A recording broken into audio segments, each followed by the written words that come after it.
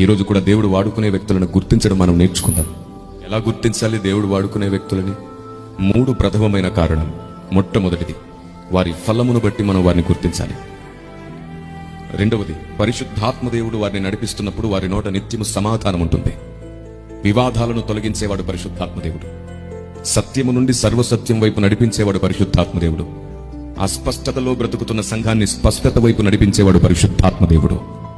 దేవుడు వాడుకునేవాడి పరిచర్య నుండి స్పష్టత పుడుతుంది, మార్గం ఏర్పడుతుంది. అది 2వ లక్షణం. 3వ లక్షణం, మీ సహనం సకల జనులకు.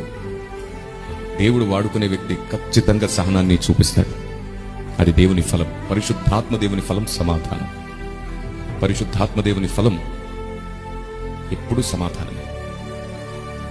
ఆయన చీకట్లో నుంచి వెలుగులోనికి నడపడమే కాదు, వెలుగులో ఉన్న వ్యక్తిని మహామహిమలోనికి నడిపించే దేవుడు.